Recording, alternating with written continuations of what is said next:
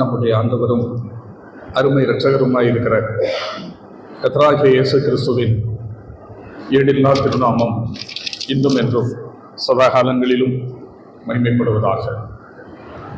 ஆண்டவரின் தயவுள்ள சித்தத்தின்படி இந்த நாளிலே வழக்கம் போல வேதாராய்ச்சியை முன்னிட்டு நாம் கூடி வரவும், நம்முடைய ஆவிக்குரிய வாழ்க்கைக்கு பிரயோஜனமாக ஆண்டவரின் வேத வாக்கியங்களை கற்றுக்கொள்ளவும் நமக்கு கிடைத்திருக்கிற பொன்னான வாய்ப்புக்காக ஆண்டவருக்கு நன்றி செலுத்துகிறேன். இந்த செய்தி நேரத்தில் வழக்கமாக நாம் சிந்தித்து வருகிற அப்போஸ்தலர் நடவடிக்கைகளின் புஸ்தகத்தில் இருந்து இல்லாமல் வேறொரு வேத பகுதியை நாம் தியானிக்க போகிறோம். அந்த ஒரு செய்தியில் இந்த ஒரு தியானத்தை நாம் தியானித்து முடிக்கலாம். எஸ்ராவினுடைய புத்தகம் 1ஆம் அதிகாரம். எஸ்ராவின் புத்தகம் 1ஆம் அதிகாரம். இந்த அதிகாரத்திலிருந்து நம்முடைய ஆவிக்குரிய வாழ்க்கைக்கு அவசியமான சிந்தனைகளை பரிசுத்த ஆவியானவரின் உதவியோடு நாம் கற்றுக்கொள்ளவிருக்கிறோம். சகல சத்தியத்திற்குள்ளும் நடத்துகிற தூய ஆவியானவர் இந்த எஸ்ராவினுடைய புத்தகம் 1ஆம் அதிகாரத்திலிருந்து நாம் படிக்கும்போது நம்மை அநேக சத்தியங்களுக்குள்ளாக வழிநடத்துவாராக. முதலாவதாக இந்த எஸ்ராவினுடைய புத்தகத்திற்குள்ளே நுழைவதற்கு முன் எஸ்ராவினுடைய புத்தகத்தை பற்றி ஒரு சில குறிப்புகள் உங்களுடைய கவனத்திற்காக நான் கொண்டு வர வேண்டும் என்று விரும்புகிறேன்.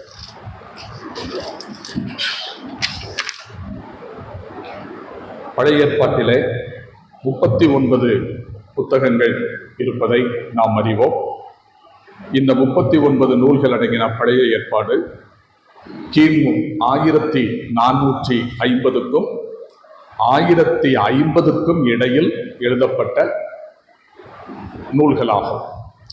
யூதர்களால் எழுதப்பட்ட புத்தகம். கிமு 1450க்கும்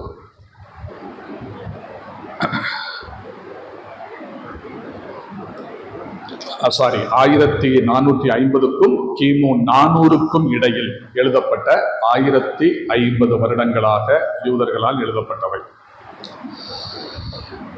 இந்த புத்தகத்தில் உலக படைப்பில் இருந்து, உலக ஆரம்பம் அதிலிருந்து கிமு 2000 வரையிலான உலக வரலாறும், கிமு 2000 முதல் கிமு 400 வரையிலான யூதர்களின் வரலாறும் பழைய ஏற்பாட்டில் இடம்பெறுகின்றன.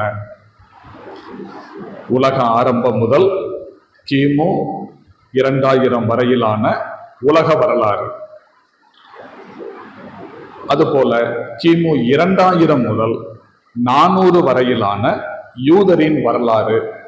இதுவே பழைய ஏற்பாட்டின் கருப்பொருள் என்பதை நாம் புரிந்து கொள்ள வேண்டும். இந்த பழைய ஏற்பாட்டு நூல்களை 3 பகுதிகளாக நாம் பொதுவாக பிரித்து படிக்க முடியும். ஒன்று வரலாற்று பகுதி. வரலாற்று பகுதி என்ற இந்த முதல் பிரிவிலே முதல் 17 புத்தகங்கள் உட்படும். ஆதியாகமத்திலிருந்து எஸ்தர் வரையிலான 17 நூல்கள் வரலாறு. பின்னர் கவிதை நூல்கள். கவிதை நூல்கள் என்பதிலே யோபு முதல் உன்னத பாட்டு வரையிலான நூல்கள் 5 புத்தகங்கள் உட்படும். மூன்றாவது தீர்க்க தரிசனங்கள். தீர்க்க தரிசனங்கள் என்ற இந்த 3வது பகுதியில் ஏசாயா முதல் மல்கியா வரையிலான 17 நூல்கள் உட்படும்.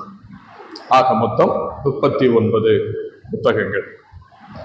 இதிலே வரலாற்று நூல்களில் கடைசியாக எழுதப்பட்ட புத்தகங்கள் தான் எஸ்ரா, எஸ்தர், நெகேமியா, அல்லது எஸ்ரா, நெகேமியா, எஸ்தர் என்று சொல்லலாம். இவை கடைசியாக எழுதப்பட்டவை. இந்த வரலாற்று நூல்களில் கடைசியாக எழுதப்பட்ட புத்தகங்களில் ஒன்றுதான் எஸ்ராவின் புத்தகம். இந்த எஸ்ராவினுடைய புஸ்தகத்தினுடைய உட்பொருள், அதனுடைய கருத்து, அதனுடைய உள்ளடங்கி இருக்கிற விஷயம் என்ன என்று கேட்டால், பாபிலோனுக்கு அடிமைப்பட்டு போன யூதர்கள் எப்படி திரும்பி வந்தனர், திரும்பி வந்த அவர்கள் எருசலேம் தேவாலயத்தை கட்டுவதற்காக மேற்கொண்ட முயற்சிகள் என்ன, அதற்கு இடையூறாக அவர்கள் சந்தித்த பிரச்சனைகள் என்ன, அந்த தடைகளை எல்லாம் தாண்டி ஆண்டவரின் உதவியால் அந்த தேவாலயத்தை எப்படி கட்டி முடித்தார்கள் என்ற வெற்றி வரலாறும், பின்னர் இஸ்ரவேல் ஜனங்களுடைய ஆன்மீக வாழ்வின் சீர்திருத்தம் எப்படி இருந்தது என்பதை பற்றிய வரலாறும் இந்த புத்தகத்தில் அடங்கியிருக்கின்றது. எஸ்ராவினுடைய புத்தகத்தில் அதை கொஞ்சம் விளக்கி சொல்லுகிறேன். இஸ்ரவேல் ஜனங்கள், அதாவது யூதர்கள், பாபிலோனுக்கு சிறைப்பட்டு போன போது 3 சந்தர்ப்பங்களிலாக போனார்கள். முதற்கட்டம் கிமு 606. அப்படி முதல் கட்டத்தில் அடிமைகளாக அவர்கள் பாபிலோனுக்கு சிறைப்பட்டு போன போது அதில் இருந்த முக்கியமான நபர் தானியேல். அதன் பின்னர் கிமு 1097 இரண்டாம் தடவையாக யூதர்கள் எருசலேமில் இருந்து பாபிலோனுக்கு சிறைப்பட்டு போனார்கள். அப்பொழுது இந்த இரண்டாவது சிறையிருப்பில் இரண்டாம் கட்டமாக அவர்கள் போகும்போது அதில் இருந்த முக்கியமான நபர் எசேக்கியேல். மூன்றாவதாக கிமு 586 ஒரு கூட்டம் பாபிலோனுக்கு சிறைப்பட்டு போனார்கள். இப்படி 3 சந்தர்ப்பங்களிலாக அவர்கள் பாபிலோனுக்கு சிறைப்பட்டு போனதை பார்க்கலாம். எப்படி 3 தடவையாக அவர்கள் பாபிலோனுக்கு சிறைப்பட்டு போனார்களோ அதே போல 3 தடவையாக திரும்பி வந்தார்கள். அதில் அவர்கள் முதல் தடவையாக திரும்பி வந்தது கிமு 538. கிமு 538 செருபாபேலின் தலைமையில். பின்னர் இரண்டாவதாக அவர்கள் திரும்பி வந்தது கிமு 458. கிமு 458 எஸ்ராவினுடைய தலைமையில்.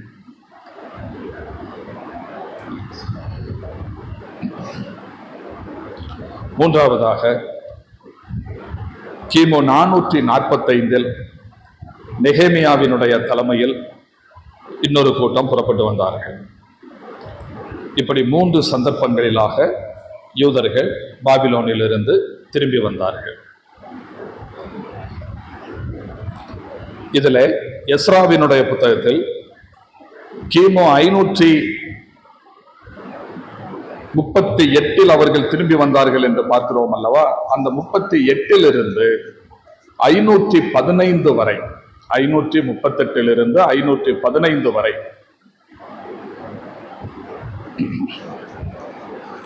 அந்த காலகட்டத்தில் நடைபெற்ற வரலாறு எஸ்ராவினுடைய புத்தகம் முதல் 6 அதிகாரங்களில் இடம்பெற்றுள்ளன.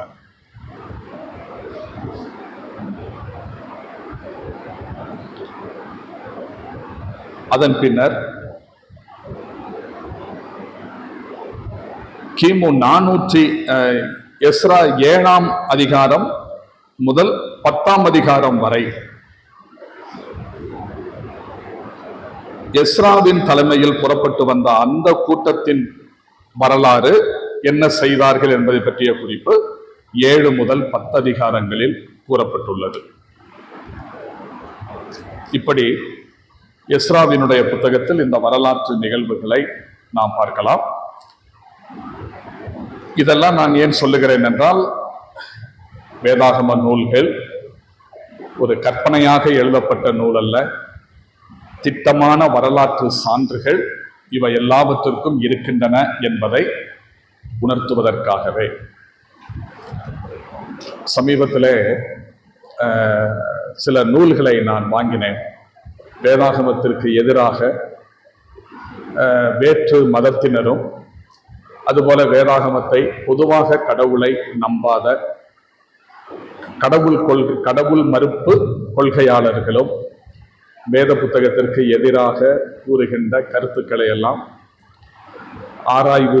ஆராய்ச்சி செய்து அதற்கு பதில் கொடுக்கும்படியாக பல்வேறு தேவ மனிதர்களால் எழுதப்பட்ட புத்தகங்கள்.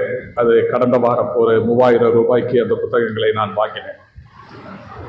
வாங்கும்போது ஆச்சரியமாக இருந்தது. வேதத்திற்கு எதிராக எப்படியெல்லாம் கருத்துக்களை கொண்டு வருகிறார்கள், அதை நாம் வேதாகமத்தின் அடிப்படையில் எப்படி முறியடிக்கலாம் என்பதையெல்லாம் படிக்கும்போது மிக ஆச்சரியமாக இருந்தது. எனவே நாம் விசுவாசிக்கிற சத்தியத்தை குறித்து யாரிடத்திலும் எந்த சூழ்நிலையிலும் தைரியமாய் பேசுவதற்கு நாம் தெரிந்திருக்க வேண்டும். சரி, இப்பொழுது எஸ்ராவினுடைய புத்தகம் முதல் அதிகாரத்திற்கு நாம் செல்வோம். முதல் அதிகாரத்தை அதில் 11 வசனங்கள் மட்டும்தான் இருக்கின்றன.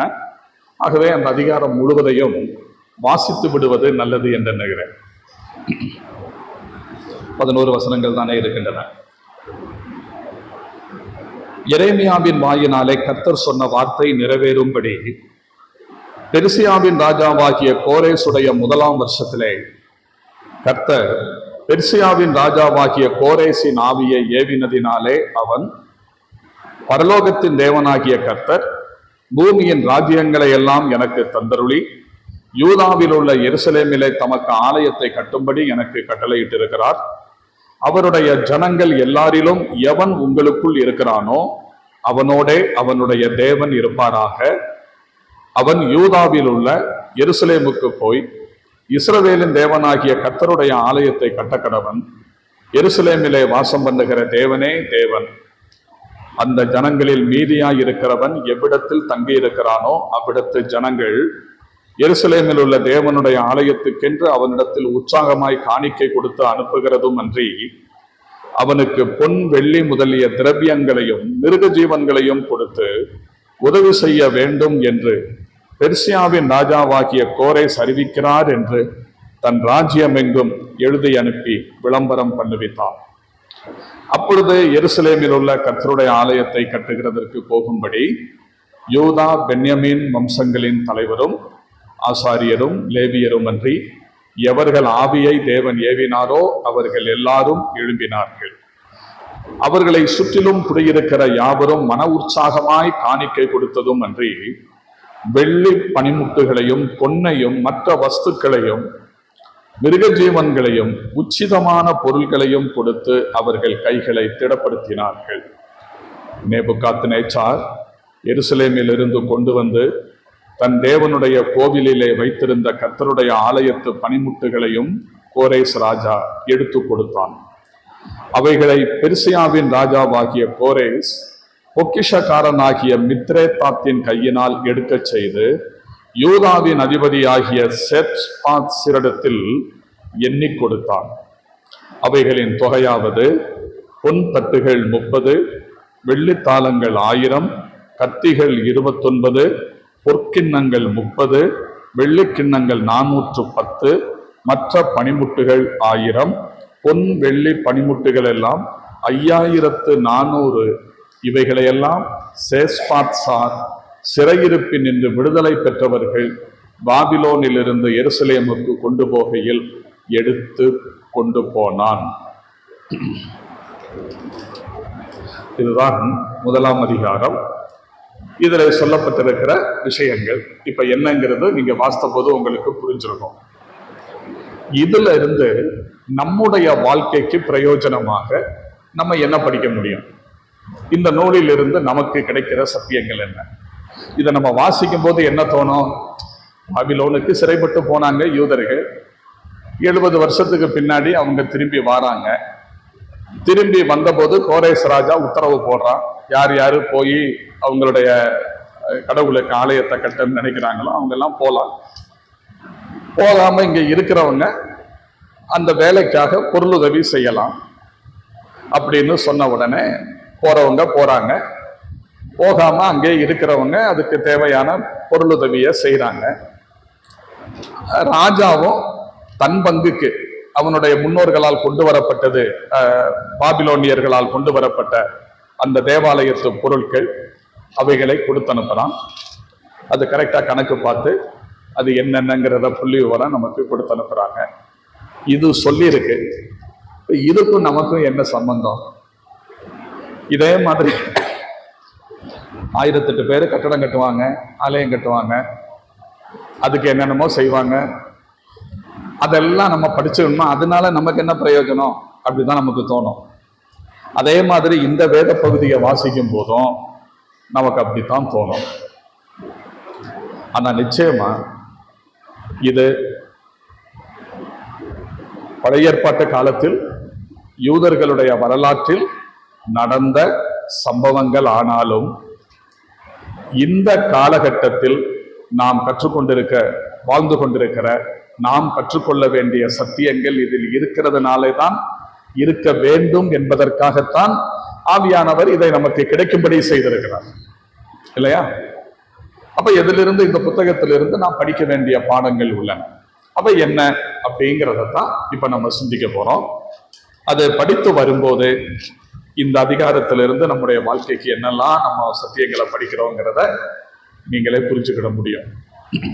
சரி, இந்த 11 வசனங்கள் அதான முதல் அதிகாரத்தில் இருக்கின்றன. அதை 2 பிரிவாக பிரிக்கலாம். முதல் பிரிவு கோரேஸ் ராஜாவின் கட்டளை, முதல் 4 வசனங்கள்.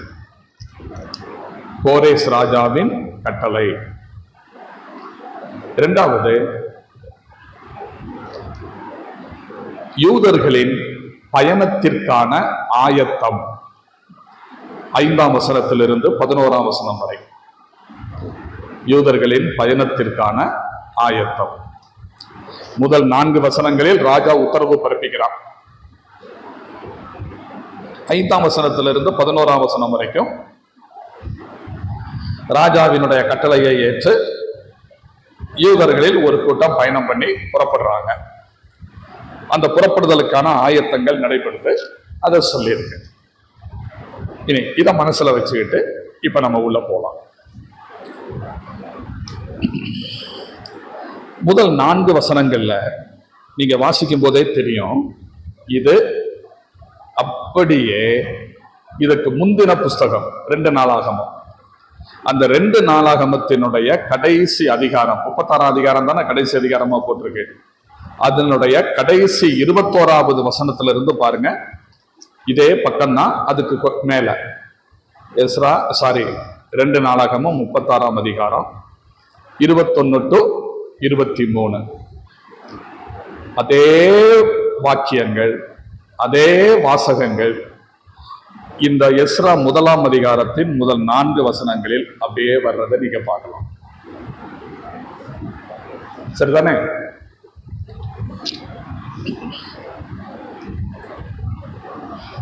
கொஞ்சம் சில வித்தியாசங்கள் இருக்கும், மற்றபடி அதே தான் இதுலயும் சொல்லப்பட்டிருக்கு.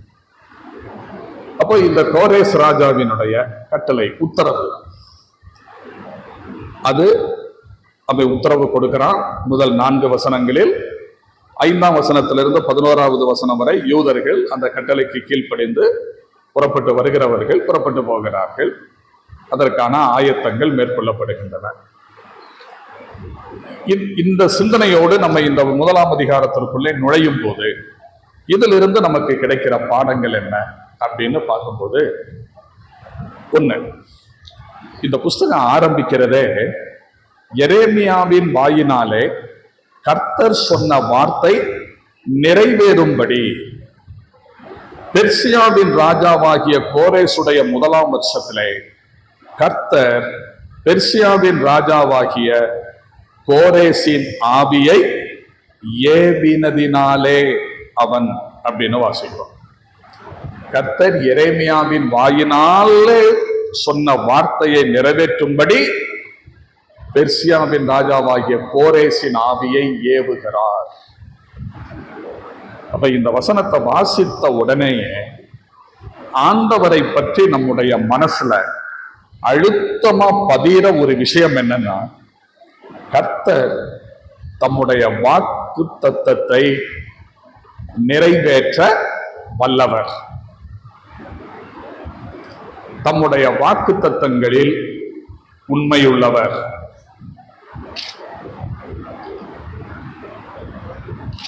அப்படிங்கிற ஒரு மகத்தான சத்தியம் இந்த எஸ்ராவினுடைய புஸ்தகத்திற்குள்ளே நுழையும் போதே ஆண்டவரை பற்றி நம்முடைய மனசில் பதிகிறது.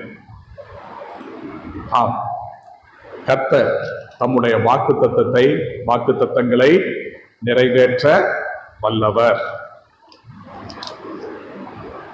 சில வேளைகளில் நம்முடைய வாழ்க்கையிலே நாம் சந்திக்கிற சூழ்நிலைகள், நாம் கடந்து போகிற பாதைகள், கர்த்தருடைய வாக்குத்தத்தம் கேள்விக்குறியாக இப்படியே போய்கிட்டு இருக்குது. கர்த்தர் இப்படி சொன்னாரே, இது எப்படி நடக்கும், இது எப்படி நிறைவேறும் அப்படின்னு நம்ம மனசுல தோணும். ஆனால் சூழ்நிலைகள் எல்லாம் எதிரடையாக இருந்தாலும் அவரது நேரம் வரும்போது கர்த்தர் தம்முடைய வாக்குத்தத்தத்தை நிறைவேற்றுவார். அதற்கு பல உதாரணங்களை நாம் சொல்ல முடியும். கர்த்தர் எரேமியாவின் வாயினாலே சொன்ன வார்த்தை நிறைவேறும்படி அப்படின்னு வருது இல்லையா? அப்போ எரேமியாவின் வாயினாலே அவர் சொன்னார்னு சொன்னா அது எரேமியாவின் புஸ்தகத்துல வந்திருக்கணும்ல. வந்திருக்கிறதா என்று கேட்டால் வந்திருக்கிறது. இது எரேமியாவினுடைய புஸ்தகம் 25ஆம் அதிகாரம். நான் சொல்ற வசனங்களை குறிச்சுக்கங்க, வீட்டுல போய் படிச்சு பாருங்க. எரேமியா 25ஆம் அதிகாரம் 1 முதல் 13 வரையுள்ள வசனங்கள். எரேமியா 25 1 to 13, 29 1 to 14, 29 1 முதல் 14 வரை, 25 1 to 13, 29 1 to 14. இந்த பகுதியை நீங்க வாசித்து பார்த்தீங்கன்னா, இஸ்ரவேல் யூதர்களின் சிறையிருப்பின் காலம் பாபிலோனில் 70 வருஷம் கொண்டு தீரும் என்றும், அந்த 70 வருஷங்களுக்கு பின் அவர்கள் தன்னை சொந்த இடத்திற்கு திரும்பி வருவார்கள் என்றும் ஏற்கனவே சொல்லியிருக்கிறார். இப்பொழுது அவர் சொல்லி இருக்கிறது சரியாக நிறைவேறுகிறது அப்படிங்கிறத நம்ம பார்க்கிறோம். இதே மாதிரி கர்த்தருடைய சொன்ன வாக்குத்தத்தங்கள் ஆனாலும் சரி, கர்த்தர் சில இடங்களில், சில தேசங்கள், சில நகரங்கள், சில மனிதர்கள் இவர்களை குறித்து சொல்லி இருக்கிற தீர்க்க தரிசனங்கள் ஆனாலும் சரி, எந்த மாற்றமும் இல்லாமல் அப்படியே நிகழ்ந்திருக்கிறதை நாம் பார்க்க முடியும். ஆகவே கர்த்தர் நம்பிக்கைக்கு பாத்திரமானவர், தம்முடைய வாக்குத்தத்தங்களில் உண்மையுள்ளவர், அதை நிறைவேற்ற வல்லவர் என்ற முதல் சத்தியம் இந்த வேத பகுதியை வாசிக்கும் போது நம்முடைய மனசில் வருகின்றது. இதுக்கு நீங்க என்னென்னலாம் ஆண்டவர் யார் யாருடைய வாழ்க்கையில எப்படியெல்லாம் தம்முடைய வார்த்தைகளை நிறைவேற்றினார் அப்படிங்கிறத நீங்க சிந்திக்கலாம். அது உங்களுடைய ஆராய்ச்சிக்காக நான் அதை விட்டு விடுகிறேன். ஆனால் இந்த வாக்குத்தத்தங்கள் அப்படின்னு சொல்லும் போது அதை நமக்குன்னு கிளைம் பண்றோம்ல, உரிமை கொண்டாடுறோம்ல, அதுல நம்ம கவனம் செலுத்தணும். எல்லா வாக்குத்தத்தங்களும் எனக்குரியது அப்படின்னு நம்ம எதிர்பார்க்க முடியாது, எதிர்பார்க்க கூடாது. பழைய ஏற்பாட்டில் ஆண்டவர் கொடுத்திருக்கிற இஸ்ரவேல் ஜனங்களுக்கு கொடுத்திருக்கிற வாக்குத்தத்தங்களுக்கும், புதிய ஏற்பாட்டு காலத்தில் விசுவாசிகளான நமக்கு ஆண்டவர் கொடுத்திருக்கிற வாக்குத்தத்தங்களுக்கும் வித்தியாசம் இருக்கிறது. பழைய ஏற்பாட்டில் இஸ்ரவேல் ஜனங்களுக்கு கூட்டமாக ஒரு தேசிய ரீதியில் பொதுவாக சொன்ன வாக்குத்தத்தங்களும் உண்டு, தனிப்பட்ட முறையில் சொன்ன வாக்குத்தத்தங்களும் உண்டு. அவைகள் எல்லாம் பெரும்பாலும் பார்த்தீங்கன்னா இந்த உலக வாழ்க்கையோடு சம்பந்தப்பட்ட, உலக ஐஸ்வர்யம், உலக செழிப்பு, இதோடு சம்பந்தப்பட்ட வாக்குத்தத்தங்களே வருகிறதை பார்க்கலாம். ஆனால் புதிய ஏற்பாட்டிற்கு வரும்போது எல்லாமே ஆவிக்குரிய விஷயங்களை பற்றி சொல்லி இருக்கிற வாக்குத்தத்தங்களாக இருப்பதை காண முடியும். நீங்க இன்னைக்கு எந்த காலண்டர்களை எடுத்துக்கங்க, இந்த இது கூட நம்ம வேற வழி இல்லை, அப்படிதான் வாங்கி போட வேண்டியது இருக்கு. இல்லைன்னா நம்மளே காலண்டரை தயார் பண்ணணும், அது நடக்காத விஷயம். உன் இருதயம் அதிசயப்பட்டு பூரிக்கும் அப்படின்னு இருக்கு. இப்ப இதை வாசிக்கும் போது நமக்கு கேள்வி, இதான் ஆண்டவர் சொல்றாருங்கிறது நமக்கு தெரியுது. அப்போ யாரை பார்த்து சொன்னாரு? எங்க வச்சு சொன்னாரு, எப்ப சொன்னாரு, இது அவர்களுடைய வாழ்க்கையில எப்படி நிறைவேறுச்சு? இந்த வசனம் சொல்லுகின்ற சந்தர்ப்பத்துல நான் இல்லை, நம்ம இல்ல. அப்ப இது என் வாழ்க்கையில எப்படி இதை பலிக்கும்? இதை நான் எனக்கு கிளைம் பண்ணலாமா வேண்டாமா அப்படிங்கிற கேள்வி எழும்புதில்லை.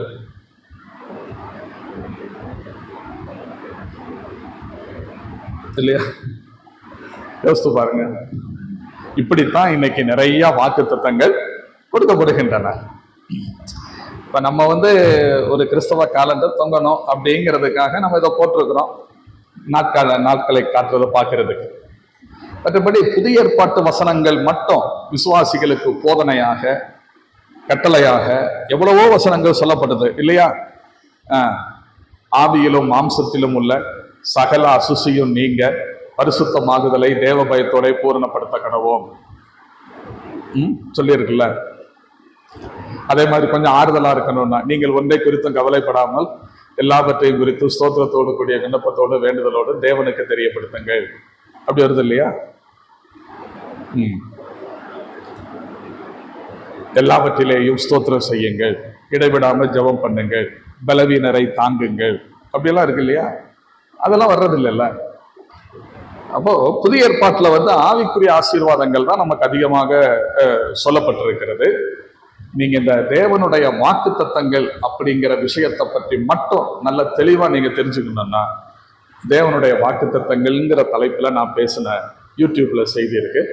அது தேவனுடைய வாக்கு தத்தங்களையே பல பிரிவுகளாக பிரித்து பேசியிருப்பேன். நம்ம எப்படி அதில் கிளைம் பண்ணலாமா கூடாதா, நமக்குள்ள வாக்கு தத்தங்கள் என்ன அப்படிங்கிறதெல்லாம் சொல்லியிருப்பேன். நீங்கள் அதை கேட்டு பாருங்க, உங்களுக்கு ரொம்ப பிரயோஜனமா இருக்கும். சரி, அடுத்து ரெண்டாவது, இந்த எஸ்ராவினுடைய புஸ்தகத்திற்குள்ள போகும்போது நம்முடைய மனசுல ரெண்டாவது வர்ற ஒரு விஷயம், கர்த்தர் வாக்குத்தத்தம் பண்ணினாரு, எரேமியா மூலமா சொல்லி இருக்கிறாரு.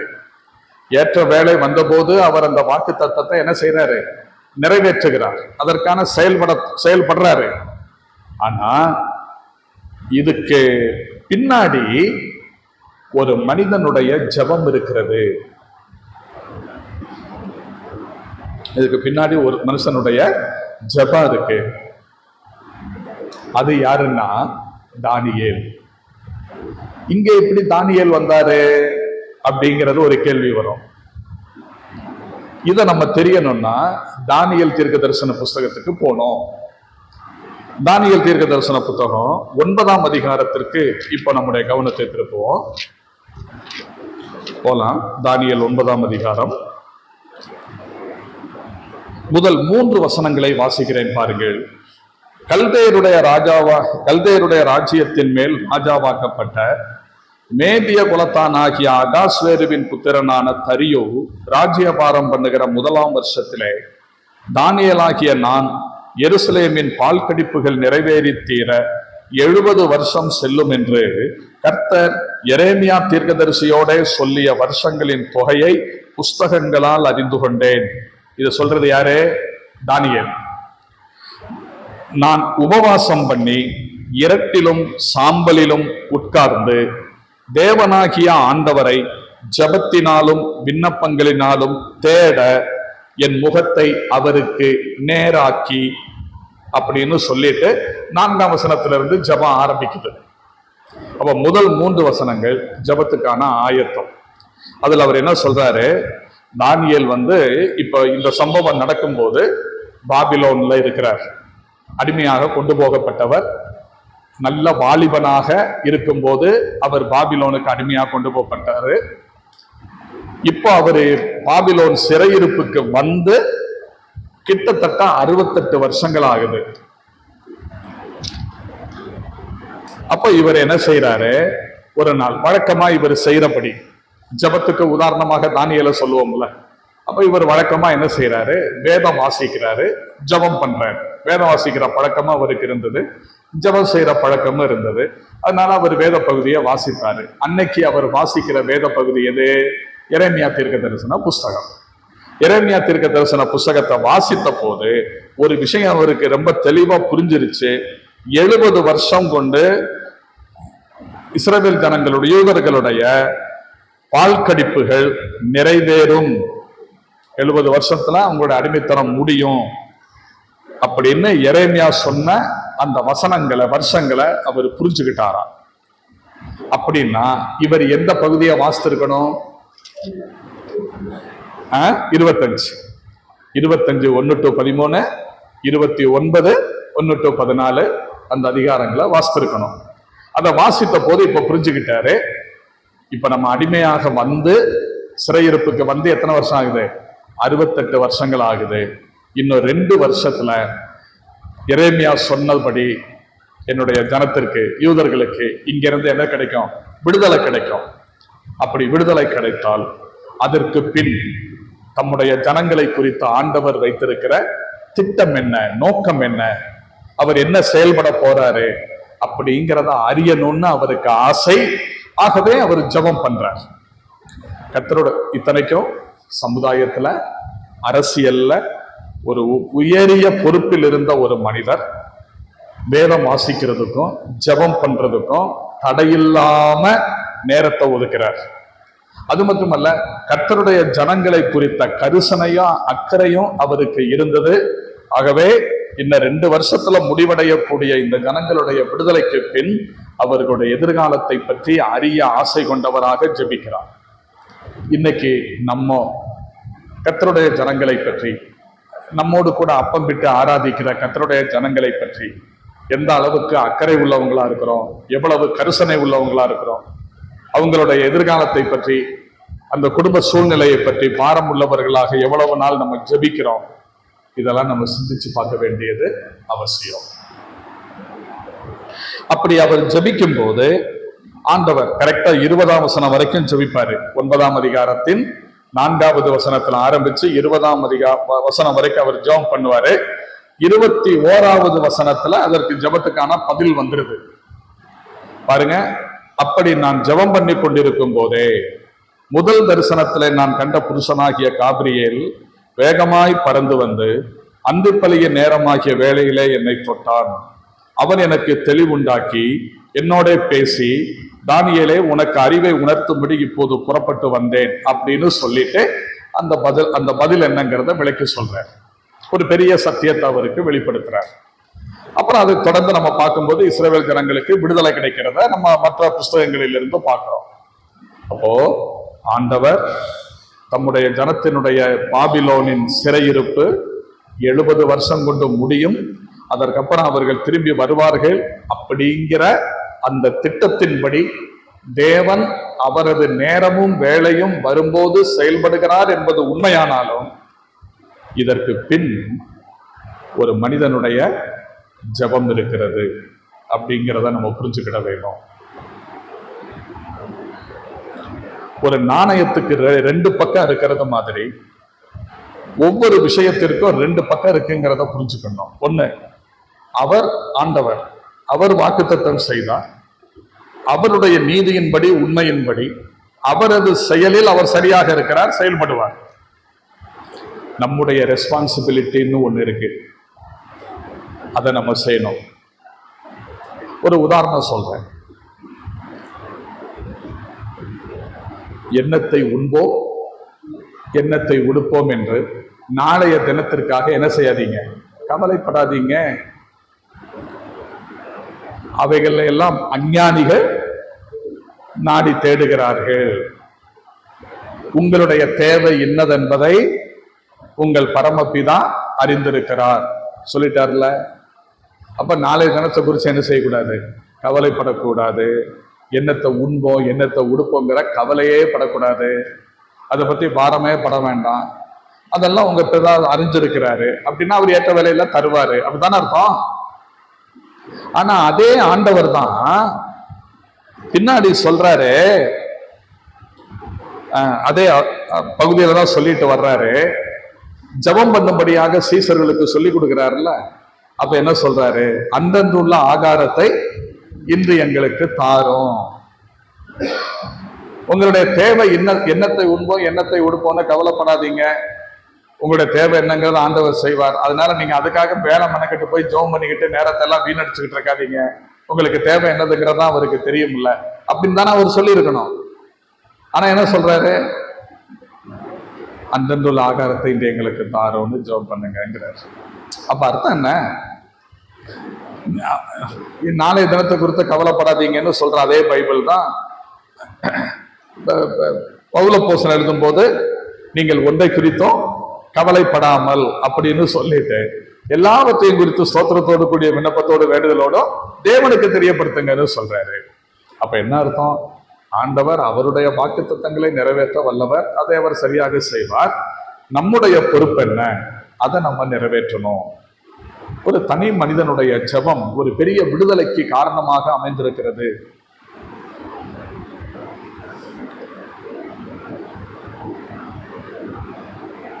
கர்மேல் பர்வதத்துல உண்மையான தேவன், மெய்யான தேவன் யாருங்கிறத நிரூபிக்க வேண்டிய நேரம் வந்திருக்கு. பாகால் தீர்க்கதரிசிகள் ஒரு பக்கம், எலியா தீர்க்கதரிசி ஒரு பக்கம். கடைசியில எலியா தீர்க்கதரிசி ஜெயிச்சாரு, பாகால் தீர்க்கதரிசிகள் தோல்வியடைஞ்சாங்க. கர்த்தருடைய பலன் அவர் மேல இறங்க அவர் அந்த தீர்க்கதரிசிகளை கொன்றொழித்தார். ராஜாவாகிய ஆகாப் இதெல்லாம் பார்த்துட்டு பயந்து போய் நிக்கிறான். ஏன்னா இப்ப அடுத்த அடிக்க வேண்டியது அவனை தான். ஆனா எலியா சொல்றாரு, ஒரு ரதத்தை கூட்டிக் கொண்டு அரண்மனைக்கு ஓடி போயிடு, பெரும் மழையின் இரைச்சல் கேட்கிறது அப்படின்னு சொல்றாரு. பெரும் மழையின் இரைச்சல் கேட்கிறது போயிடுன்னு சொன்னா அப்ப மழை பெய்ய போகுதுன்னு தானே அர்த்தம், அந்த சத்தமும் கேட்குதுன்னு தானே அர்த்தம். இதையும் சொல்லி போட்டுட்டு அப்புறம் இதே எலியா ஜோம் பண்றாரு. ஒரு வேலைக்காரனை கூப்பிட்டு போய் ஏதாவது கை மேகம் தெரியுதான்னு பாருங்கிறாரு. அவன் போய் பார்த்துட்டு வந்துட்டு ஒன்னும் தெரியலைங்கிறான். இவர் போய் மறுபடியும் ஜோம் பண்ணிட்டு திரும்ப போய் பாருங்கிறாரு. போய் பார்த்துட்டு ஒன்னும் இல்லைங்கிறான். சொல்றான்ல. அப்புறம் கடைசியாக போய் பார்க்கும்போது உள்ளங்கை எத்தனையாக அளவாக ஒரு மேகம் தெரிகிறது. அப்ப அதான் பெருமழையின் இரைச்சல் கேட்கறதுன்னு சொல்லிட்டாரு. அப்ப ஆகாப் ரதத்தை கூட்டிட்டு ஓடின்னு சொல்லும் போது இவரும் ஓடி இருக்கணுமே மழையில இருந்து தப்பிக்கிறதுக்கு. ஆனா என்ன செய்யறாரு? ஜெபம் பண்றாரு. அப்ப மழை பெய்யுதுங்கிறது அந்த சத்தம் கேட்குதுன்னு இருந்தும் கூட ஜபிக்கிறார் அல்லவா? அப்ப தேவன் அவருடைய சார்பில் செய்ய வேண்டியதை செய்யறாரு, நம்ம சார்பில் செய்ய வேண்டியதை நம்ம செய்யணும். ரட்சிப்புக்கு மட்டும்தான் நம்ம செய்ய வேண்டியது ஒண்ணும் இல்லை, அது எல்லாம் கிருபையால் கிடைக்குது. மற்றபடி நம்முடைய அன்றாட வாழ்க்கையில் எல்லாமே கர்த்தருடைய பலத்தை கொண்டு நாம் செய்ய வேண்டிய கடமைகளை செய்யணும் அப்படிங்கிறத நம்ம புரிஞ்சுக்கிட வேண்டியதாக இருக்கிறது.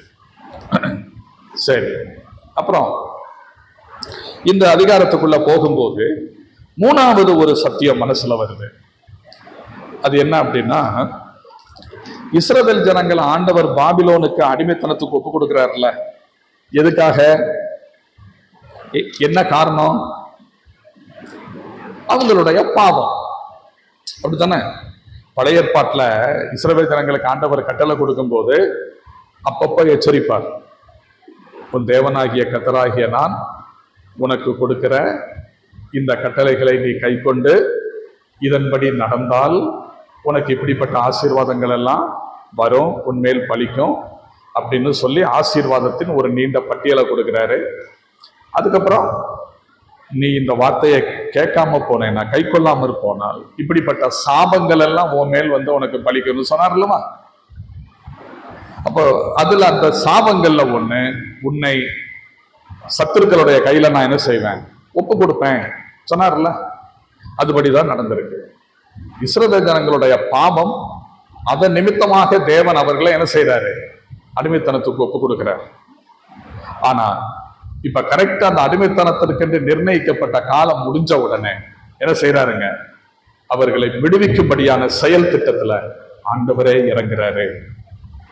அப்போ இந்த அதிகாரத்துக்குள்ள நம்ம நுழையும் போது மூணாவது நம்ம கற்றுக்கொள்ளக்கூடிய சத்தியம், கர்த்தர் தம்முடைய ஜனங்களை அவர்களுடைய பாவங்களுக்காக, தவறுகளுக்காக, குற்றங்களுக்காக தண்டிக்கிறார், சிக்ஷிக்கிறார் என்பது உண்மையானாலும் நிரந்தரமாக தள்ளிவிடுகிறவர் அல்ல என்ற ஒரு பாடத்தை இதிலிருந்து படிக்கிறோம். புரியுதா? அவருடைய தவறுகளுக்காக தண்டிக்கிறார், ஆனா திரும்ப என்ன செய்யறாரு? அதுல இருந்து விடுதலை ஆக்குறாரு. அப்போ ஆண்டவர் தம்முடைய ஜனங்களை அவர்களுடைய பாவங்களுக்காக தண்டிக்கிறார் என்பது உண்மை. ஆனால் அவர்களை நிரந்தரமாக என்ன செய்ய மாட்டார், தள்ளிவிட மாட்டார். மறுபடியும் மறுபடியும் அவர்களுக்கு ஆண்டவர் வாய்ப்பு கொடுக்கிறார். அப்படிங்கிறத நம்ம பார்க்கும்போது ஆச்சரியமா இருக்கு. ஓசியாவினுடைய புஸ்தகத்துல வாசிக்கும் போது இதற்கான ஒரு நல்ல உதாரணத்தை நம்ம பார்க்க முடியும். ஓசியா 2ஆம் அதிகாரம்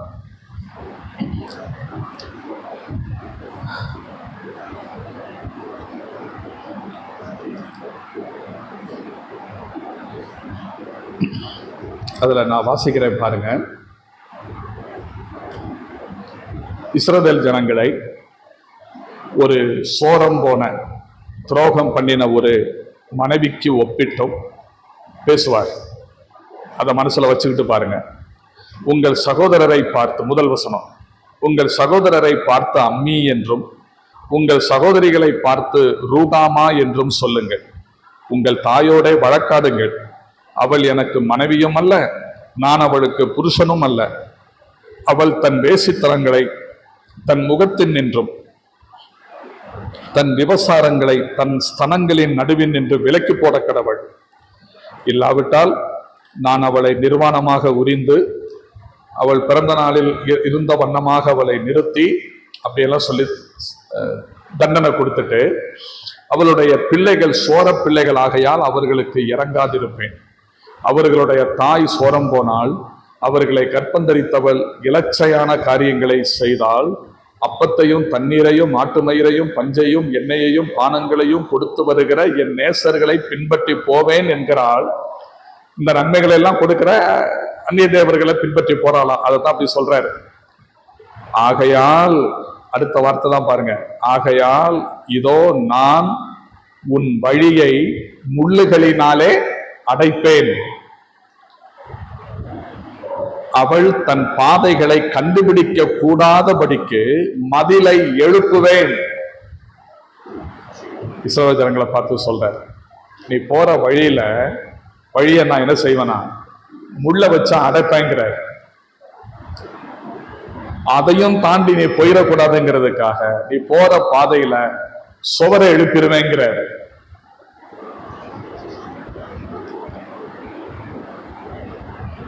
எதுக்காக? அடுத்த வசனத்துல பாருங்க, அவள் தன் நேசர்களை பின்தொடர்ந்தும் அவர்களை சேருவதில்லை, அவர்களை தேடியும் கண்டுபிடிப்பதில்லை. அப்புறம் அப்பொழுது அவள், நான் என் முந்தின புருஷனிடத்துக்கு திரும்பி போவேன், இப்பொழுது இருக்கிறதை பார்க்கிலும் அப்பொழுது எனக்கு நன்மையாய் இருக்கும் என்பாள். அந்த ரிப்பெண்டன்ஸ், அந்த மனம் திரும்புதல். அப்போ இந்த சோரம் போன அந்த இஸ்ரவேலரை தம்மண்டை திரும்ப கொண்டு வருவதற்காக அவ போற பாதை தவறான பாதையில போறா, போகக்கூடாது, தன் பக்கம் வந்துருணுங்கிறதுக்காக அந்த பாதையில என்ன செய்யறாராம், முள்ள வச்சு அடைக்கிறாராம். அதையும் முள்ள எடுத்துட்டு அந்த பக்கம் இந்த பக்கம் தூக்கி எரிஞ்சிட்டு இல்லைன்னா தள்ளி கொண்டு போயிடுவாளோ அப்படிங்கிறதுனால சுவரே எழுப்புறாரு. எவ்வளவு நேசிக்கிறாரு பாருங்க. மீண்டும் அதே அதிகாரத்துல அடுத்து கீழே வரும்போது நீங்க பார்த்தா தெரியும்.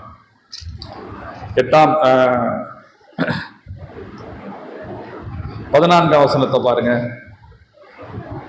13ல இருந்து நிறைய அந்த தப்புகளை பத்தி தான் சொல்லிட்டே வருது. சொல்லிட்டு சொல்றாரு, ஆயினும் அந்த தப்புகள் எல்லாம் சொல்லிட்டு அப்படியெல்லாம் தப்பு பண்ண இருக்கிறான், ஆனாலும் நான் அவளுக்கு நயங்காட்டி அவளை வனாந்தரத்தில் அழைத்து கொண்டு போய் அவளோட பட்சமாய் பேசுவேன். அவ்விடத்திலிருந்து அவளுக்கு அவளுடைய திராட்சை தோட்டங்களையும் நம்பிக்கையின் வாசலாக ஆகோரின் பள்ளத்தாக்கையும் கொடுப்பேன். அப்பொழுது அவள் அங்கே தன் இளவயதின் நாட்களிலும் தான் எகிப்து தேசத்திலிருந்து வந்த நாளிலும் பாடினது போல் பாடுவாள். அந்த பழைய அனுபவத்துக்கு, சந்தோஷத்துக்கு அவளை நான் கொண்டு வந்துடுவேன். அதுக்கு நான் என்ன செய்வேன், அவளை வனாந்தரத்துக்கு அழைச்சிட்டு போய் பச்சமாய் பேசுவேன். எவ்வளவு நல்ல ஆண்டவர். அப்போ இந்த எஸ்ராவினுடைய புஸ்தகத்திற்குள்ளே நுழையும் போது நமக்கு கிடைக்கிற சத்தியங்களில் மனசுக்கு வர சிந்தனைகளில் ஒன்று, மூன்றாவது குறிப்பு, ஆண்டவர் தம்முடைய ஜனங்களை அவர்களுடைய பாவங்களுக்காக தண்டிக்கிறார் என்பது உண்மை. ஆனால் நிரந்தரமாக என்ன செய்ய மாட்டார், தள்ளிவிட மாட்டார். திரும்பி வரும் பொழுது மகிழ்ச்சியோடு அவர்களை ஏற்றுக்கொள்ளுகிறார் என்பதை நாம் பார்க்கிறோம். சரி, நான்காவது, இந்த அதிகாரத்திற்குள்ளே நம்ம போகும்போது நான்காவது ஒரு விஷயம் என்ன அப்படின்னா, ஆண்டவர் வாக்குத்தத்தம் கொடுக்கிறாரு. யாருக்கு? யூதர்களுக்கு, தம்முடைய ஜனங்களுக்கு.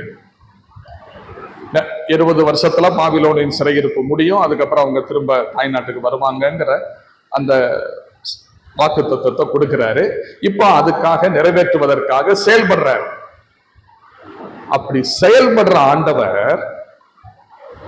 தம்முடைய ஜனத்தின் விடுதலைக்காக, தம்முடைய ஜனத்தின் நன்மைக்காக யாரை பயன்படுத்துறாரு? கோரேஸ் ராஜாவை பயன்படுத்துகிறார். கோரேஸ் ராஜாவை பயன்படுத்துகிறார். கோரேஸ் யாரு? ஒரு புறஜாதிக்காரன், பாரசீக நாட்டு மன்னன், ரட்சிக்கப்படாதவன், ஆண்டவரை ஏற்றுக்கொள்ளாதவன். அவன் ஆண்டவரை ஏற்றுக்கொள்ளாதவன் என்பதற்கு பல காரணங்கள் நம்ம சொல்ல முடியும். அதனுடைய பேருக்கு கூட அர்த்தம் கோரேஸ் என்றால் சூரியன் அப்படின்னு அர்த்தம். ஆனா இவன் நல்ல அறிவுள்ளவன், வரலாறுகளை படிப்பது, வேதாகம வரலாற்றை படிப்பது, தெரிந்து கொள்வது, அதிலே கூட அவன் அதிக நாட்டம் உள்ளவனாக இருந்தான். ஆனால் ஆண்டவருக்கு தன்னை ஒப்பு கொடுத்தவன் அல்ல. அவன் விசுவாசியா அவிசுவாசியா அப்படிங்கிறத நம்ம யோசித்து பார்த்தா, இப்ப அந்த காலத்துல மன்னர்கள் அங்கங்க போய் போர் புரியும் போது தாங்கள் வெற்றி பெற்ற இடங்களில் தங்களுடைய வெற்றியை நிலைநாட்டுவதற்காக, ஞாபகமா இருக்கணுங்கிறதுக்காக ஸ்தூபிகைகளை ஏற்படுத்துவார்கள். பார்த்திருக்கீங்கல்ல, நினைவு ஸ்தம்பங்கள், நினைவு சின்னங்களை ஏற்படுத்துவார்கள். இப்ப இந்த குதுப்பினார், சார்மினார் அப்படிலாம் சொல்றோம்ல, அது மாதிரி ஏற்படுத்துவாங்க. பலர் கல்வெட்டுகள் வெட்டு வைப்பாங்க. அது அவங்களுடைய வெற்றியை, அவங்களுடைய புகழை அறிவிச்சுக்கிட்டே இருக்கும். அப்ப அப்படி நிலையில இவன் பார்க்கும்போது, இந்த கோரேஸ் மன்னன் அவன் வெட்டி வைத்த கல்வெட்டுகளில் எழுதி வச்சிருக்கிறான், தாம் பெற்ற, தனக்கு கிடைக்கப்பெற்ற வெற்றிகள் அனைத்தும் பாபிலோனிய கடவுளான மார்டூக் என்பவனின் அருளால் எனக்கு கிடைத்தவை அப்படின்னு எழுதி வச்சிருக்கிறான். அப்ப அதுல இருந்து தெரியுது இவன் யார் அல்ல, ஆண்டவரை ஏற்றுக்கொண்ட ஒருவன் அல்ல அப்படிங்கிறது நமக்கு தெரியுது. ஆனால் ஆண்டவரை பற்றி தெரியுமா அப்படின்னு கேட்டா தெரியும். இன்னைக்கு நம்ம வீட்டுல பிள்ளைங்க இருக்காங்க, ஆண்டவரை பற்றி தெரியுமா அப்படின்னு கேட்டா நல்லாவே தெரியும். அதுவும் நம்ம சபையினுடைய உபதேச சத்தியம் நல்லா தெரியுமான்னு கேட்டா நல்லா தெரியும். ஏன்னா சின்ன பிள்ளையில இருந்த வீட்டுல குடும்ப ஜெபம் இருக்கு, போதனை இருக்கு, சண்டே ஸ்கூல்லையும் படிச்சுட்டு வர்றாங்க, போதிக்கப்படுறாங்க, பிரசங்கங்களை கேட்கிறாங்க, நல்லா தெரியும். ஆனா ரட்சிக்கப்பட்டிருக்காங்களான்னு கேட்டா இல்ல. இருக்காங்களா இல்லையா? இது மாதிரி இவருக்கு ஆண்டவரை பற்றி அறிவு இருந்தது, ஆனா அவன் என்ன செய்யல, ரட்சிக்கப்பட்டவனாய் இருக்கவில்லை. ஆனால் ரட்சிக்கப்படாதவனாய் இருந்தாலும், தன்னோடு தொடர்பில்லாதவனாக இருந்தாலும், தம்முடைய ஜனத்தின் மேல் அக்கறை உள்ள தேவன் தன்னுடைய ஜனங்களின் நன்மைக்காக தன்னை அறியாதிருக்கிற ஒருவனை கூட அவருடைய திட்டத்தில் ஒரு கருவியாக என்ன செய்கிறார், பயன்படுத்துகிறார். அப்படிங்கிற ஒரு சத்தியத்தை இந்த 1ஆம் அதிகாரத்தில் போகும்போது நாம் புரிந்து கொள்ள முடிகிறது. அப்போ ஆண்டவர் தம்முடைய ஜனங்களின் நன்மைக்காக, சுருக்கமாக சொன்ன போனார், எவரையும் பயன்படுத்துவார், எதையும் பயன்படுத்துவார், எதையும் பயன்படுத்துவார். புத்திகெட்டு போன தீர்க்கதரிசியான பிலேயாம், அவருக்கு பாடம் புகட்டுறதுக்கு கழுதையை பயன்படுத்தினார். திசை மாறி போன யோனாவை திருப்பி கொண்டு வருவதற்காக காற்றை பயன்படுத்துகிறார், கடலை பயன்படுத்துகிறார், ஒரு மீனை பயன்படுத்துகிறார் அல்லவா? அந்த யோனாவுக்கு மீண்டும் புத்தி புகற்றுறதுக்காக ஆவணக்கு செடியை உருவாக்குகிறார். அதை அரிப்பதற்கு ஒரு புழுவுக்கு கட்டளையிடுகிறார். பூச்சிகள் அது அதை என்ன செஞ்சிருதுங்க, போயிடுது. யோனாவினுடைய புஸ்தகத்துல அவன் சந்தோஷப்பட்டான்னு வாசிக்கிற ஒரே ஒரு வசனம், ஆவணக்கு செடியின் நிமித்தம் அவன் என்ன செய்தான், சந்தோஷப்பட்டான். அந்த ஒரு வசனம் தான் அந்த புஸ்தகத்திலேயே அவன் சந்தோஷப்பட்டான்னு வரும். சிலரை பத்தி சொல்லுவோம்ல, ரொம்ப டென்ஷன் பார்ட்டியா இருப்பாரு போல அப்படிம்போம்ல, அப்படிப்பட்ட ஆளு போல தெரியுது யோனா. அதுக்கு காரணம் இருக்கு. அந்த நினிவேக்கு போச்சொன்னார் ஆண்டவர், இவன் தர்சீசுக்கு போறாரு. இவர் அந்த நினிவேக்கு போகாம இருக்கிறதுக்கு அவருக்கு 1008 காரணங்கள் சொல்லலாம். ஏன்னா இஸ்ரவேல் ஜனங்களுக்கு பக்கத்து நாடு, இவங்களுக்கு ஆரம்ப காலத்திலிருந்து தொல்லை கொடுத்து கொண்டிருக்கிறவர்கள், போராடி கொண்டிருக்கிறவர்கள், இவர்களை வளர விடாமல் தடுத்து கொண்டிருக்கிறவர்கள், அவ்வப்போது படையெடுத்து வருகிறவர்கள் இவர்கள். அதனால ஒவ்வொரு யூதனுடைய மனசுலையும் அந்த வெறுப்பு நிறைஞ்சு போயிருக்கும். அப்படிப்பட்ட நேரத்துல ஒவ்வொருத்தனும் என்ன நினைச்சுக்கிட்டு இருப்பான், இவங்கெல்லாம் எப்ப அழிவாங்களோங்கிற எண்ணம் தானே வரும். அந்த காலத்துல அப்படிப்பட்ட மனநிலை தான் இவருக்கும் இருந்திருக்கும் போல தெரியுது. அதனால ஆண்டவர் நினிவேக்கு போச்சோன்னா இவருக்கு அங்க போறதுக்கு இஷ்டம் இல்லை. இவர் எங்க போறாருங்க, தர்சீசுக்கு போயிட்டார். ஆண்டவர் சொன்ன திசையில இருந்து பல மடங்கு தூரம் அதிகமா போயிட்டார். கர்த்தர் திருப்பி கொண்டு வர்றதுக்கு எண்ணத்தை எல்லாம் யூஸ் பண்ண வேண்டியிருக்கு. பாவம் அப்ராணிகளா ஒரு கூட்டம் பிரயாணம் பண்ணி போயிட்டு இருக்காங்க. சரக்கு கப்பல் அதுல போய் இவர் ஏறிட்டாரு. அங்க போனா பெரும் காற்றடிக்குது, படகு முழுகுது. அவங்க திறமசாலிகள் எவ்வளவோ பயிற்சி பண்ணி பார்த்தாங்க. இனி இது தப்ப முடியாதுன்னு சொன்ன உடனே லக்கேஜ் எல்லாம் என்ன செய்யறாங்க, தூக்கி உள்ள போடுறாங்க. கடைசியில் அதுலயும் அடங்கல. அதுக்கப்புறம் என்ன வருது, சரி இது யாரால இது வந்திருக்கு, வழக்கமா போற கப்பல் இன்னைக்கு இப்படி ஆகுதுன்னா ஏதோ ஒரு பிரச்சனை இருக்கு, பிரச்சனைக்குரியவன் எவனோ இருக்கிறான் அப்படிங்கறது உங்களுக்கு யோசனை. உடனே சீட்டு போட்டு பாக்குறாங்க, அது யாருக்கு விழுகிறதுங்க, யோனாவுக்கு விழுந்தது. வந்து கேட்கிறாங்க, உள்ளதை சொல்றான், நான் கர்த்தருடைய ஊழியக்காரன், நான் அவருடைய சமூகத்தை விட்டு விலகி என்ன செய்யறேன், போறேன். ஆனா அதுல எல்லாம் ரொம்ப ஓப்பன் ஹார்ட்டா தான் இருக்கிறார். அதை விட என்னன்னா, என்னை தூக்கி உள்ள போட்டுருங்க, எல்லாம் சரியாயிடும், நீங்க போயிடுவீங்க அப்படிங்கிறாரு. அவங்க தயங்குறாங்க போடுறதுக்கு. கடைசியில போட்டா அங்க ஆண்டவர் ஏற்கனவே மீனுக்கு கட்டளையிட்டு இருக்கிறார். அது நிக்குது, கரெக்டா அவரை விழுங்கிடுச்சு, கக்குது. உயிரோட எழும்பி போய் பிரசங்கம் பண்றாரு. ஆக அவருடைய வாழ்க்கையே ஒரு போராட்டமான வாழ்க்கையா தான் இருந்திருக்கு. ஆனா அது நடுவிலையும் அவர் சந்தோஷப்பட்டார்னு சொல்றது அந்த ஆவணக்கு செடி. என்னன்னா, இவர் போய் இன்னும் 40 நாள்ல என்ன செஞ்சிடும், நினிவே கவிழ்க்கப்பட்டு போகும்னு பேசினார். கர்த்தர் சொல்லிட்டார், அது நடக்குங்கிறது இவருக்கு தெரியும், அந்த நம்பிக்கை இவருக்கு. என்னன்னா 40 நாள்ல நினைவே அழிஞ்சு போயிட்டு தானே சொல்ல சொன்னாரு. அது சொல்லிட்டாரு, அந்த பிரசங்கத்தை பண்ணிட்டாரு, பிரசங்கம் பண்ணிட்டு. ஆனா இவருடைய மனசுல ஆசை, இவனுக்கு அழிகிறத கண்ணால பார்த்து என்ன செய்யணும், ரசிக்கணும். அதனால ஊருக்கு வெளியில அவுட்டர்ல சற்று உயர்வான ஒரு இடத்துல போய் உட்கார்ந்துக்கிட்டு அழிகிறத பார்த்துக்கிட்டு இருக்கிறார். 40. அப்ப ஆண்டவர், ஓ உன்னுடைய மனசு இப்படியா, சரி நல்லா பாரு அப்படின்னு சொல்லிட்டு என்ன செய்யறாருங்க, ஆவணக்கு செடியை வளர விடுறாரு.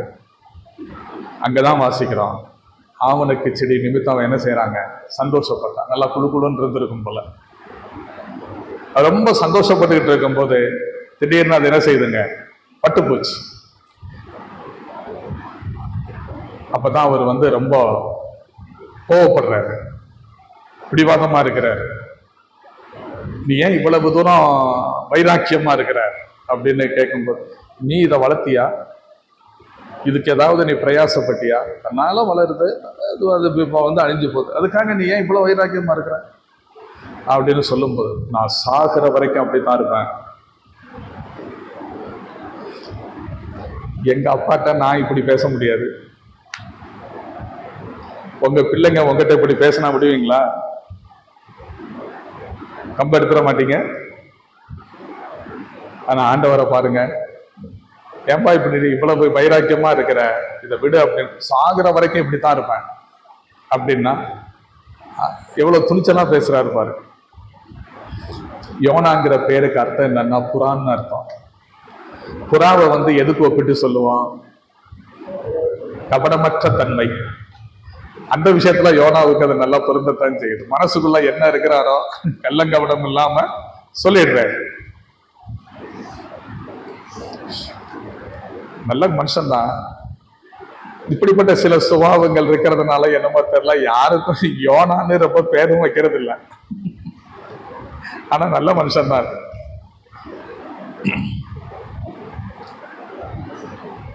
அப்போ அவனை திருத்துறதுக்கு ஆண்டவர் அந்த மீனை பயன்படுத்துறாரு, ஒவ்வொன்றையும் பயன்படுத்துறாரு. இதெல்லாம் நம்ம பார்க்கும்போது கர்த்தர் தம்முடைய ஜனத்திற்காக தம்முடைய திட்டத்தை நிறைவேற்றுவதற்கு அவிசுவாசியோ விசுவாசியோ, ரட்சிக்கப்பட்டவனோ ரட்சிக்கப்படாதவனோ, அது உயிரினங்கள், பறவைகளோ மிருகங்களோ, எதை வேண்டுமானாலும் யாரை வேண்டுமானாலும் என்ன செய்ய முடியுங்க, பயன்படுத்த முடியும் அப்படிங்கிற ஒரு சத்தியத்தை நம்ம பார்க்கிறோம். என்னுடைய செய்தி இங்க நான் நினைக்கிறேன். இதுல நான் ஒரு 8, 9, 10 குறிப்புகள் எடுத்துட்டு வந்தேன். 4 சொல்லியிருக்கிறேன். என்னுடைய செய்தி இங்க நான் நிறைவு செய்யறேன். இன்னொரு சந்தர்ப்பத்துல நம்ம இதை பார்க்கலாம். அப்ப இப்ப நீங்க புரிஞ்சிருப்பீங்க, எஸ்ராவினுடைய புஸ்தகம் 1ஆம் அதிகாரத்திற்குள்ள நம்ம நுழையும் போது, இந்த காலத்துல பாபிலோனுக்கு சிறையிருப்புக்கு போனவங்க திரும்பி வந்தாங்க. ஒரு கூட்டம் அவங்களுக்கு போகும்படி ராஜா உத்தரவு பிறப்பிக்கிறான். அதை அனுசரித்து ஒரு கூட்டம் புறப்பட்டு வந்தாங்க. போகாமல் இருக்கிறவங்க உதவி செய்யலான்னு சொன்னான். அப்படி சிலர் உதவி செஞ்சுருக்காங்க. அப்புறம் தேவாலயத்தில் பாபிலோன் ராஜா கொண்டு வந்த பொருட்களை எல்லாம் எடுத்து கொடுத்து அனுப்புனாங்க அப்படின்னு சொல்லி அந்த அதிகாரம் சொல்லியிருக்கு. அப்படின்னு தானே நம்ம பார்க்குறோம். ஆனால் அதில் உள்ள போய் நம்ம சிந்திக்கும் போது அதில் எவ்வளவு சத்தியங்கள் அடங்கி இருக்குது பார்த்தீங்களா? உண்மையிலே நம்முடைய ஆண்டவரை பற்றி எவ்வளவோ விஷயங்கள் இந்த சின்ன அதிகாரத்திலிருந்து நம்ம படிக்க முடியுது இல்லையா? அதை மனசுல பதிய வைப்போம். அடுத்த ஆண்டவர் நமக்கு வாய்ப்பு கொடுத்தா மீண்டும் இன்னொரு சந்தர்ப்பத்தில் இந்த அதிகாரத்திலிருந்து நம்ம சிந்திப்போம். ஆண்டவர் நமக்கு உதவி செய்வார்.